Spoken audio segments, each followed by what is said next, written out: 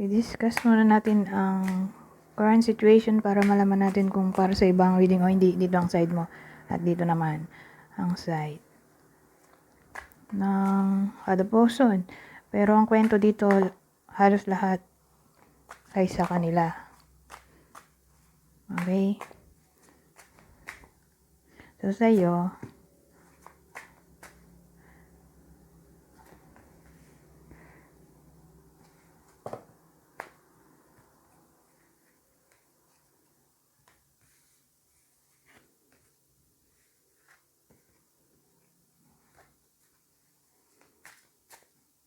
sa kanya dun sa other person, situation nila.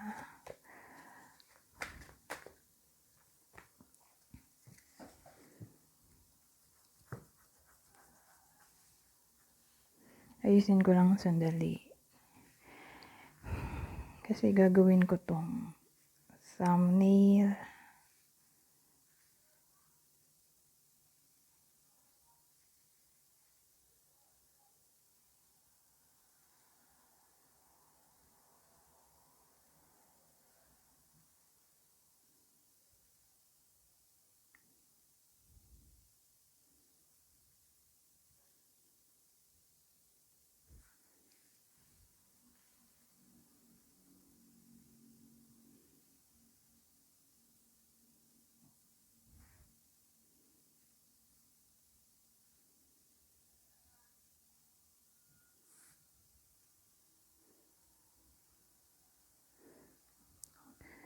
So dito,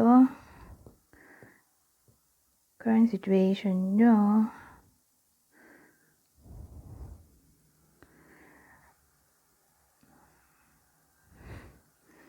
well, yung lalaki yung nagkaroon dito ng third party.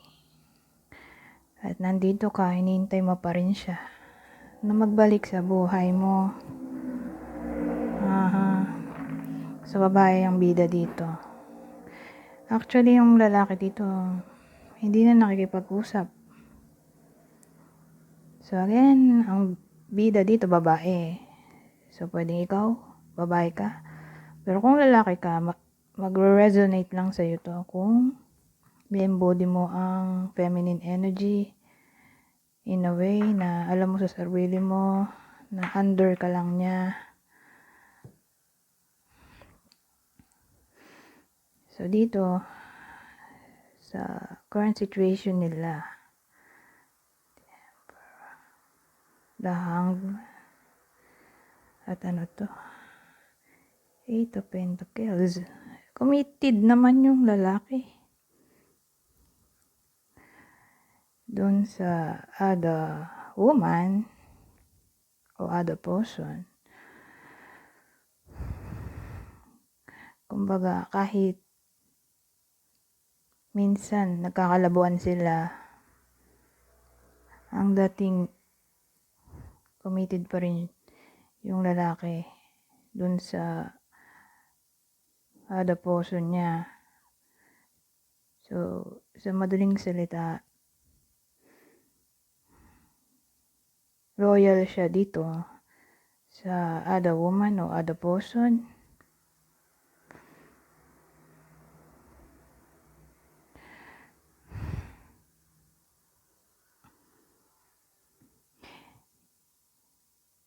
Pero sino ka kaya?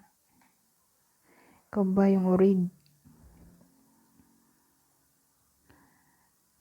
Ikaw ba yung orig? Yes or no? Hindi. Kasi ang dating dito parang kasal na siya dito eh. Ikaw yung third party. Kasal na tong lalaking to dito.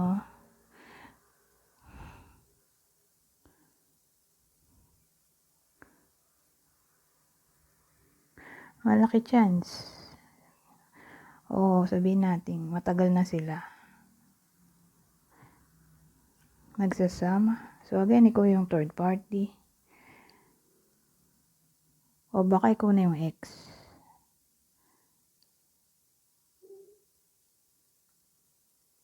Kunin nyo lang yung info na sa tingin nyo ay para sa inyo.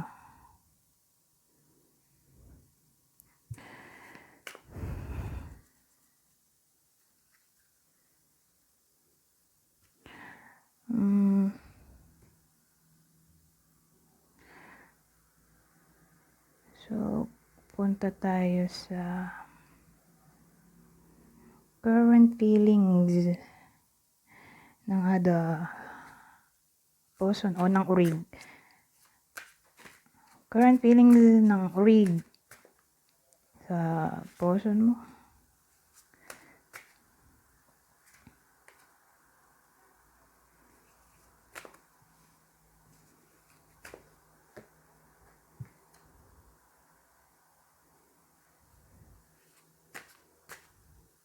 At current feelings ng person mo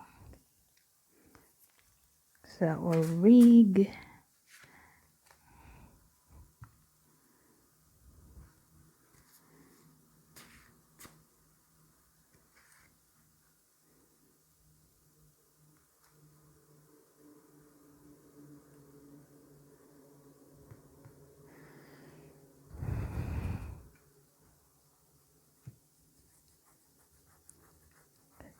So, dito, sa urig, anong feelings niya?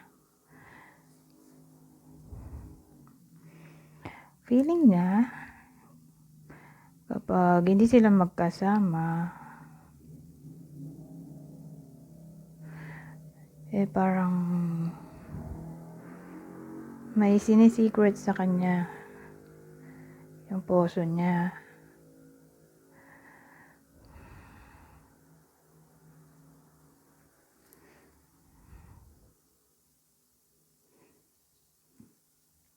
Dito, sa partner mo, o person, ex. So, again, case-to-case basis, pwedeng ex mo to, o ikaw yung third party, pero kung ikaw yung third party, no contact na kayo ngayon. Pero, whether anong case man yan, hinihintay mo siya bumalik. Pero hindi ka niya kinakausap. So, dito sa person mo,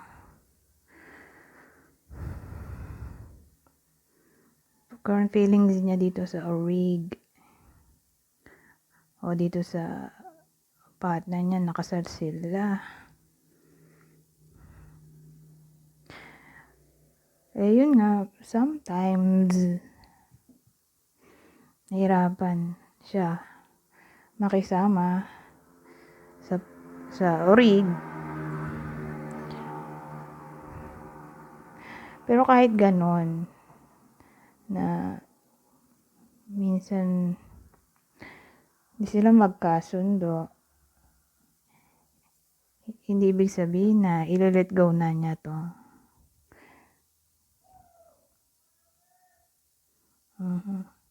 Ganun ang dating.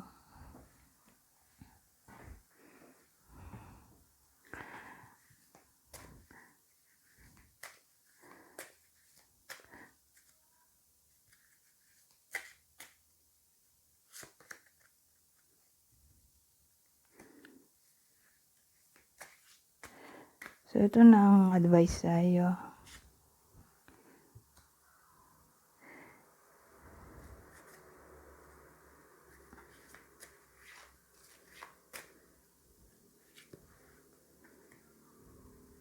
Be yourself. This situation calls for you to be your authentic self, which is the basis for your personal power. Di magpakatotoo ka lang sa sarili mo. Do some research. You need more information about this situation. Look it into further before proceeding. So, may kailangan kang i-research. Siguro para mag-gain ka na ng clarity. Nang sa ganun ay makapag-move on ka na dahil mukhang loyal naman tong person mo dito sa other person o sa rig. You've got the power. Use your abilities to resolve this situation. You can do it. So, ikaw lang din ang makakatulong sa sarili mo. Sa pamamagitan ng sarili mo, kakayahan. Para mag-let go. Pero ano kaya ang mga pinag-aawayan nila?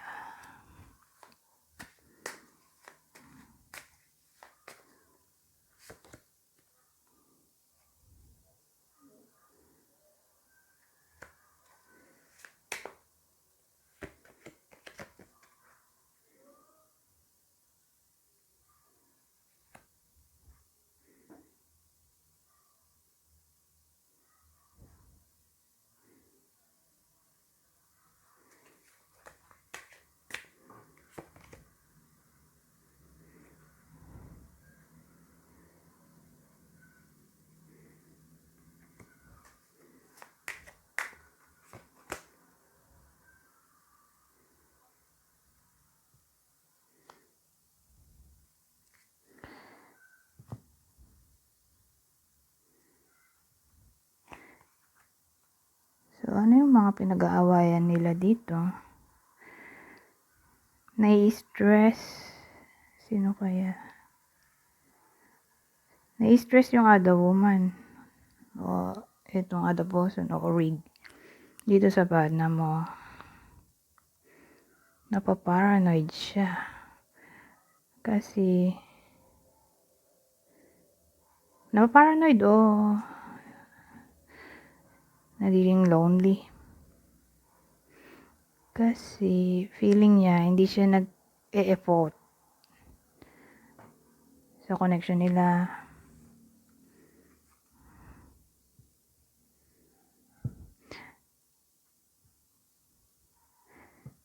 Parang walang nakikitang progress yung other person sa partner mo na gusto niyang magtagal sila o hindi niya nakikita nag-e-effort in a way na gusto niyang kumita o para umangat sila pareho financially.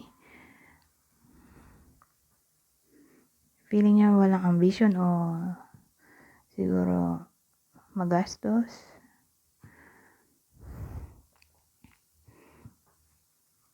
Anyways, punta tayo sa clue. So, magbibigay ako dito ng 6 na zodiac sign. Kunin nyo lang ang sign na sa tingin nyo ay applicable sa inyo. Scorpio, Taurus, Aquarius. So, yung clue pwedeng sa iyo, sa person mo, at sa other person. Aries, Virgo, Gemini, Capricorn. So, again, Scorpio, Taurus, Aquarius, Aries, Virgo, Gemini, Capricorn. Anyways, hanggang dito na lang. Goodbye for now.